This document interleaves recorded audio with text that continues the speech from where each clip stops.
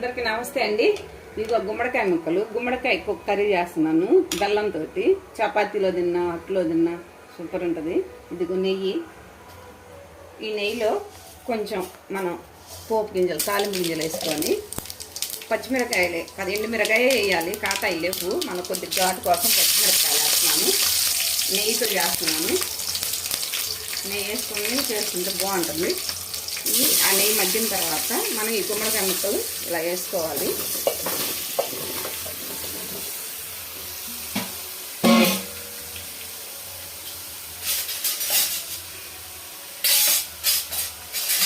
ఇలా వేసిన తర్వాత దీన్ని బాగా గరెక్కిసుకొని శుభ్రంగా నెయ్యి వేసి శుభ్రం కలుపుకోవాలండి. బాగా మగ్గాలి. బెల్లంతో గుమ్మడికాయ కర్రీ.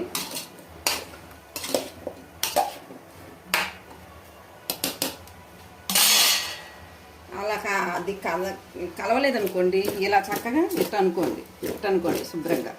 ఇట్లా అనుకుంటే మక్కసగా కలిసిపోద్ది. మనకి నెయ్యి మొత్తం తిరగబెట్టుకోద్ది, తొందరగా మగ్గిపోద్ది. నేతిలో చేసుకొని చపాతీ కానీ, అట్టు కానీ, జొన్న రొట్టె కానీ, కుడుములు కానీ చాలా బాగుంటాయి, తినొచ్చు. ఇంకా పప్పుచారు పెట్టాను, ఇవి మరుగుతున్నాయి. మీకు ఈ గుమ్మడికాయ కూర చూపిద్దామని చేస్తాను. ఒకసారి మళ్ళీ వీటిని ఇలాగా చక్కగా శుభ్రంగా ఇలా చక్కగా కలుపుకోండి. కలుపుకున్న తర్వాత ఏం చేస్తారంటే కొంచెం చిమ్ములో మంట పెట్టుకోండి. కానీ ఇవి మగ్గాలంటే తప్పనిసరి 20 నిమిషాలు పట్టిద్దండి. 20 నిమిషాలు కానీ మగ్గదు. ఈ మగ్గిన తర్వాత మనం బెల్లం వేయాలి. ఆ బెల్లం వేసిన తర్వాత మళ్ళీ బెల్లం అంతా పాకంలా వస్తుంది. ఆ పాకంలా వచ్చినప్పుడు మళ్ళీ అది మగ్గనియ్యాలి. చూసారండి, చెప్పాను కదా 20 నిమిషాలు మగ్గిపోద్దని. ఆవిరి నీరు మొత్తం దీనికి వెళ్ళిపోద్ది. మనం నీళ్లు పోయాల్సిన అవసరం లేదు. చూసారా ఎంత దగ్గర పడిపోయింది, ఎన్ని నీళ్ళు గుమ్మడికాయలు. ఇప్పుడు ఇది బాగా మగ్గిపోయింది కదా. ఇక దీంట్లో ఇప్పుడు బెల్లం వేసి చూపిస్తాను. బెల్లం వేయాలి.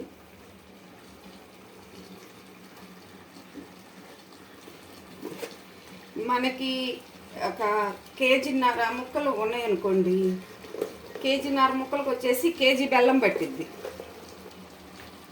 అలాగా 1/2 కేజీ ముక్కలు ఉన్నాయనుకోండి, 1/2 కేజీ బెల్లం వేయచ్చు. మనం ఎంత గుమ్మడికాయ తీసుకుంటే అంత బెల్లం వేయచ్చు, ఇంకా బాగుంటుంది అన్నమాట.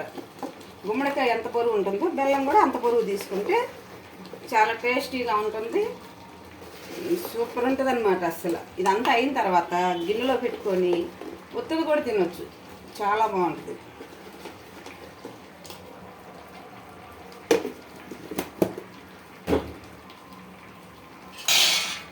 చక్కగా ఇప్పుడు ఈ బెల్లం వేసాను కదా, ఇది ఇంకా పాకంలాగా బాగా దగ్గర పడి పాకంలాగా వచ్చేదాకా సన్న మెంటలో మళ్ళీ మగ్గనియాలి. గుమ్మడికాయ అంతేనండి, ఇది ఉడకాలంటే దగ్గర గంట టైం పట్టిద్ది.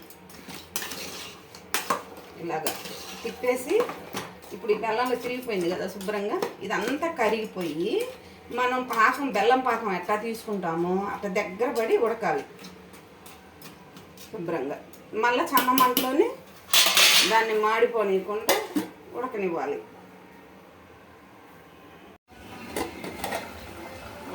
చూసారండి, చాలా దగ్గర పడిపోయింది. ఎంత అందంగా కనిపిస్తుందో, చూస్తుంటేనే తినాలనిపిస్తుంది. చాలా బాగుంటుంది. అస్సలు ఏంట్లో తినకపోయినా సరే చక్కగా గిన్నెలో వేసుకొని జీడిపప్పులు అందుకుంటా ఈ గిన్నె తింటే సూపర్ ఉంటుంది, చాలా బాగుంటుంది. ఇప్పుడు మనం దీంట్లోకి కొంచెం జీడిపప్పు వేసుకుందాం.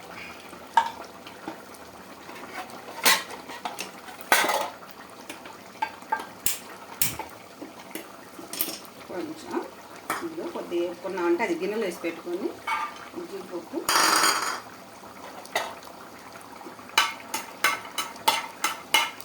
ఇది చూసారా చాలా దగ్గర పడిపోయి అసలు ఎంత బాగా కనిపిస్తుందో. చూసారా ఆ పాకం మన గులాబ్ జామ్లా ఉంటుంది, తింటుంటే చాలా రుచిగా ఉంటుంది, చాలా మంచిది కూడా అండి. గుమ్మడికాయ తింటే చాలా మంచిది. గర్భిణీతో ఉన్న వాళ్ళకి పెట్టండి, ఇంకా మంచిది. అది ఎంత మంచిదంటే పుట్టే బిడ్డలకు ఇంకా మంచిది.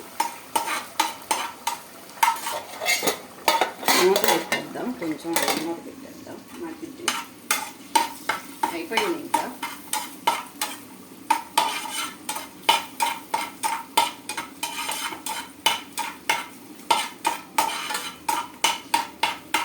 అయిపోయిందండి.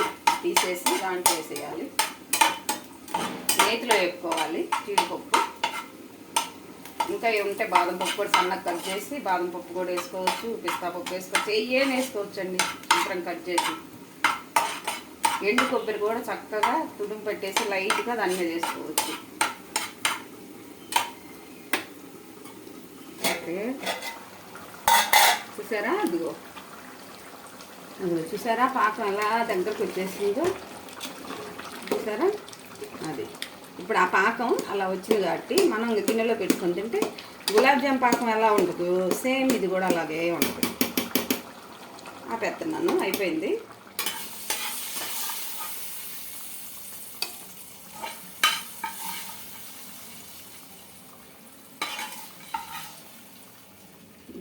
చూస్తేనే బాగుందండి.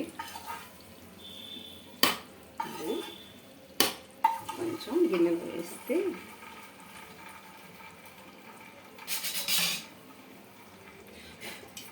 ఇలాగా మనం తినాలి అనుకుంటే ఇలా వేసుకొని అంటే గులాబ్ జామ్ ఎలా తింటామో అలాగే అంతే. ఓకే, అది బాగుందా?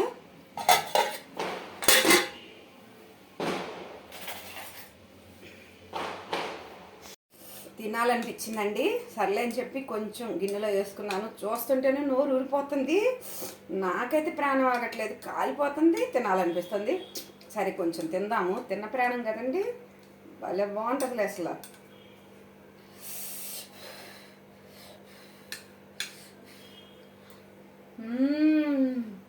సూపర్ ఉందండి. ఒక్కసారి ట్రై చేయండి, మీకు నచ్చితే లైక్ కొట్టండి, నాకు సపోర్ట్ చేయండి.